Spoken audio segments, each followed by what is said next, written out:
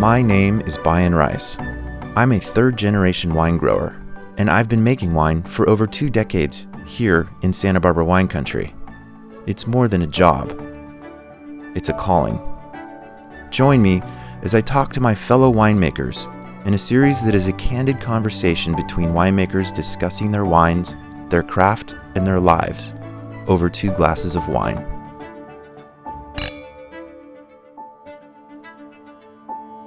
Hi, I'm Bryan Rice, and welcome to 2 Glasses In. I'm here with winemaker Doug Margerum, a pioneer in Santa Barbara County wine country. Welcome to the show, Doug. Thank you. Good to be here. I'm honored to have you because I have to say, I really do consider you one of the pioneers of Santa Barbara wine country. Not to make you feel like I'm aging you in any way, but you were there in the foundation or the coming of age, I would say, of Santa Barbara wine country. Yeah. You've seen the beginnings back when we were 5, 6 wineries. Yep. And now we're over 200. It's unbelievable. Yeah, it's been incredible. Tell me about how you discovered wine and ended up in wine country here. Oh, parents took us on the European vacation. I was 14 years old. But then, right off the bat, we drove down south and we went down to the Rhone Valley. We started going to wineries. And one of the first places we went was Clos du Pape, and went down into the cellars of Clos du Pape, and they gave me a tasse de vin, which is how you used to drink wine, taste wine. The winemaker had his pipette, and he was taking wine out of the pipette with great flourish and putting it into my little tasse de vin, teaching us how to taste it. It's this dark cellar, it's mold everywhere, and I'd really not had alcohol. Really? So you knew what you were tasting, or you were discovering?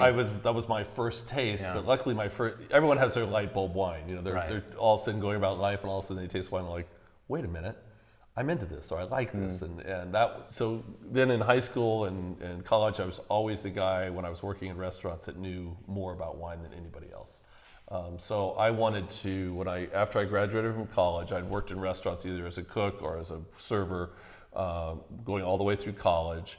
And then when I graduated, I told my father, I said I want to open this little cafe and serve wines by the glass, and he's like, no, it's a stupid idea, and wine by the glass, you can't make any money. You should open a bar. You could put in 4 ounces of tonic and 1 ounce of gin, and you can sell it for a lot of money. But wine is expensive. You open a bottle and you're pouring expensive product. You can't make any money. But then he met a guy who owned the Wine Cask, which was a bottle shop, and he said, your son should put his wine bar next to my bottle shop, and they would be very complementary.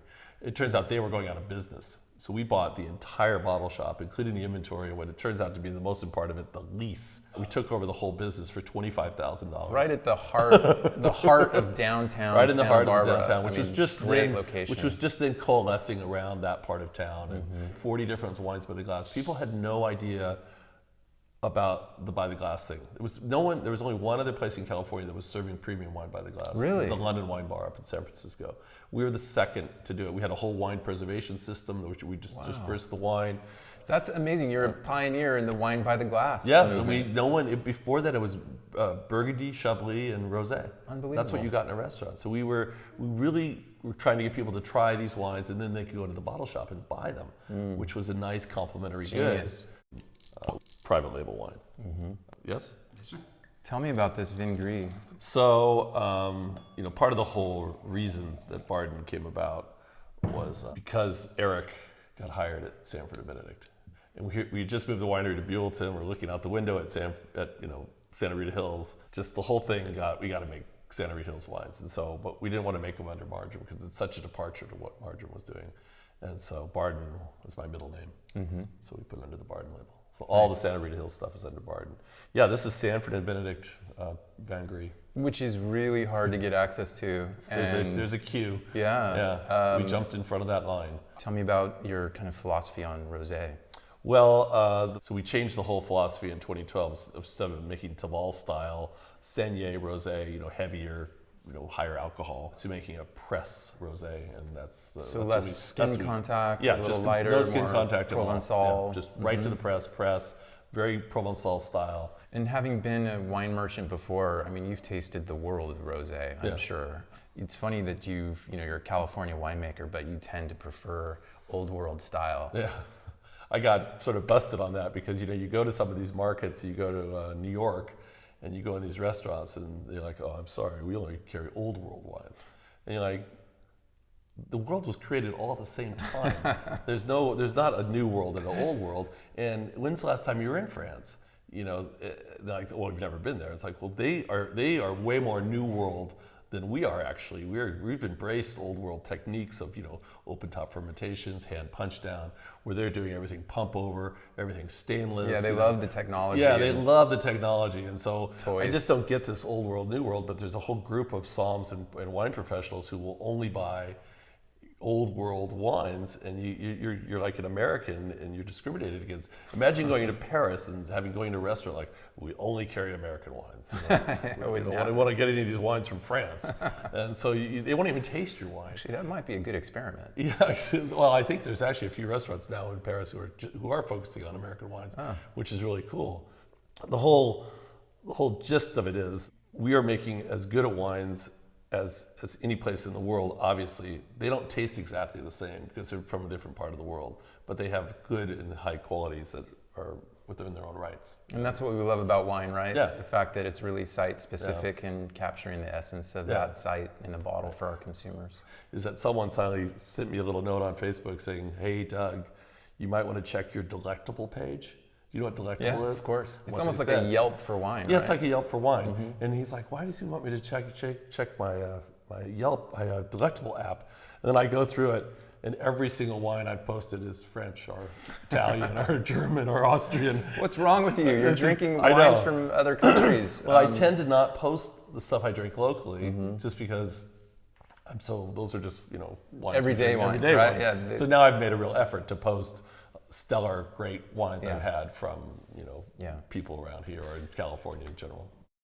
I think we're booming. I think that's sort of why we all are such friends and colleagues, and we all work together. We are in competition to some degree, but we all feel like we're together, you know. Is that why you're such a proponent of the Santa Barbara Wine Country brand as opposed to just like drilling down on your AVA specifically? Well, I make Los Olivos, Santa Rita Hills, and Happy Canyon, so I'm definitely focused on San Ynez Valley, which you are too, obviously. Absolutely. Yeah. And I always tell people, you know, the San Ynez Valley is really the heart of Santa Barbara wine country because we are the epicenter, and it is a very large AVA. It encompasses many different sub-appellations as well. So tell me about your vineyards and how you farm. We have one estate vineyard, which is on Alamo Pintado Road. It's the old Honey vineyard.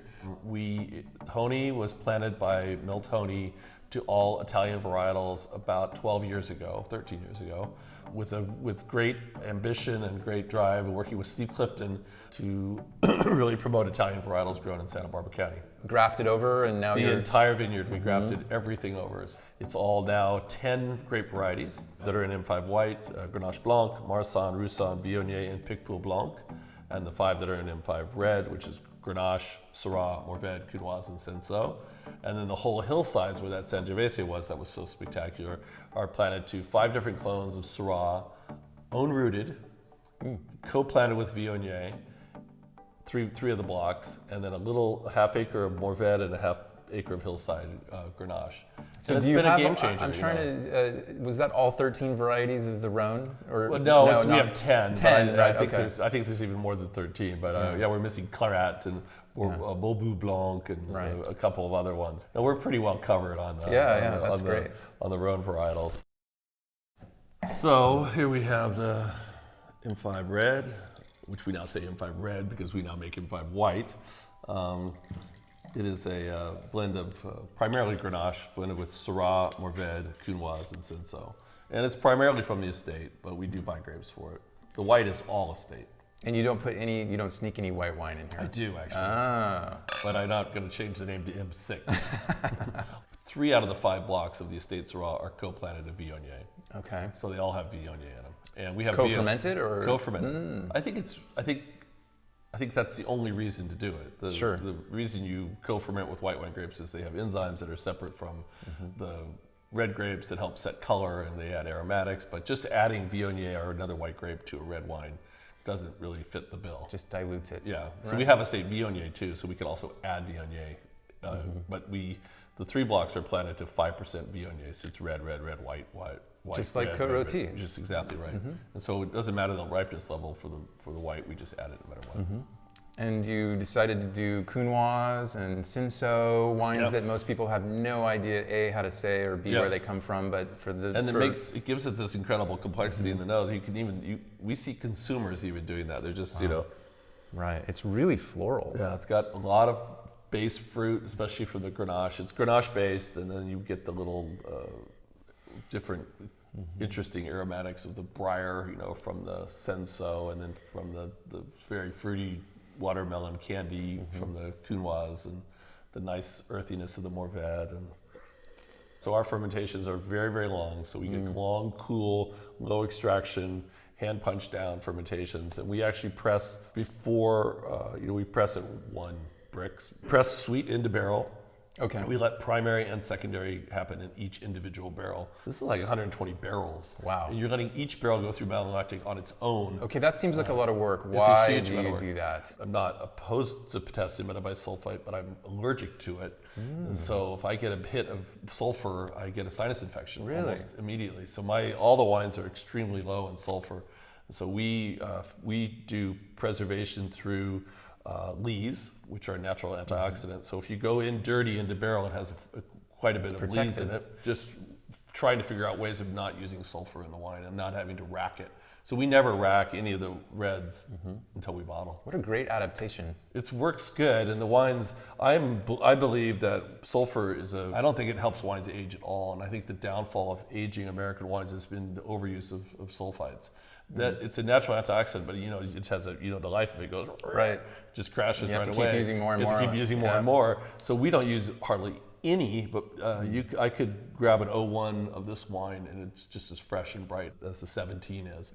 If someone says, how long should I age your wine? I say, don't drink them and buy more.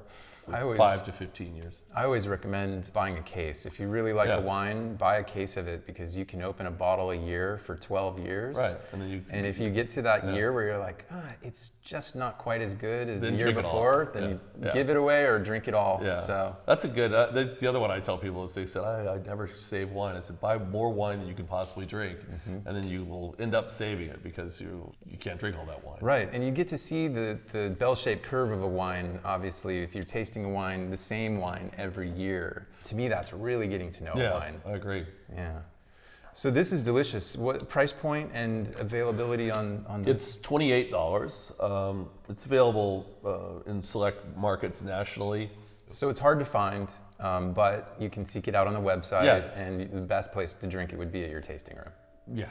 In 2012, we moved to Buellton and opened our own space with all new equipment and tanks and better drains and the whole schmeal, barrel room space, and then we have a warehouse space over there, and it runs very efficiently. But the biggest news we've had is opening these 2 new tasting rooms in downtown Santa Barbara. So we moved Margerum to the Hotel California, which is right by the beach. Oh, that's nice. And this beautiful 2-story tasting room. Yeah, it's gorgeous. And then the old Margerum tasting room, which was in El Paseo, is now the Barden tasting room. And so we really expanded the Barden offering, and we remodeled that tasting room completely, and it's beautiful. And you have a great palate. I'm a big believer in thesaurus. Yeah, yeah, exactly. Look for other ways to describe fruity. Since we're on that topic, just as a segue here, when you describe wines, is it dangerous to say this wine tastes like tar or asphalt or cat piss? No. If they do, they do. I mean, Sauvignon Blanc is cat piss all the time. It seems like tar. I think it's actually a positive element. I like tar as a positive thing. Does it scare consumers away though when you hear? Yeah, I mean, I think so. I think all those adjectives, like you say blueberries or something like that, and people actually say, "Did you put blueberries in it?" Yeah, right. No, we didn't put blueberries. That's just a manifestation of the aromatics from the grape. And people really didn't know Santa Barbara County at all, and didn't understand it. And the whole story, which we still tell today, it's one of the coldest growing climates. We have the transverse mountain range, all the things we say every day when we're out promoting. You were helping to write that narrative back in the days. We had to. It was something you have to explain, because you think of Santa Barbara, you think of beach and bathing suits and bougainvillea and oranges, but American Riviera. Right. So obviously, the soil sets, certainly in Santa Rita Hills and in Happy Canyon, are super low nutrient soils, and so the quality of the grapes is quite high. Here in the Los Olivos district in Ballard, certainly I think the Rhone varietals seem to be the thing that are colder climate. But there are these little mesoclimates, these little pockets, depending on altitude, or the elevation, and these little swaths of fog that kind of come up and they're channeled along the San Ynez River. So we get a cold pocket down here too. But it's these bizarre swings. I mean, we'll have a 100-degree day and a 40-degree night. Yeah, that's one of the selling points about Santa Barbara County is the diurnals, the temperature between day and night. That 40-degree swing means that the grapes don't ripen as quickly as they do in some of the other areas where it's warm. I always say it's t-shirt, shirt, sweater, vest, hat, and then you take those all off, then you put them all back on again. That's right. Depending on the time of day. That's right. When you go to Bordeaux and you're going from chateau to chateau to chateau, the differences in the winemaking is so minute. They all have their whole regimen out there, and they show it to you. We pick at this bricks, we ferment at this temperature, we put in this tank, we pump over this many times a day, and there's not much differences in it. Here, I think a lot of us are getting to the same place in a lot of different ways. It's the Wild West. I mean, there's no rules. I think what I really appreciate is a lot of the winemaking is very, very different and somewhat avant-garde, and people have different opinions about what their final goal is going to be. But all in all, the quality level of the entire region is quite high. Wine that are not too far out there. Mm-hmm. Well, I've learned a lot about not only you, but your winemaking style today, and I really appreciate having you on this show. Thanks for spending your time with me. Cheers.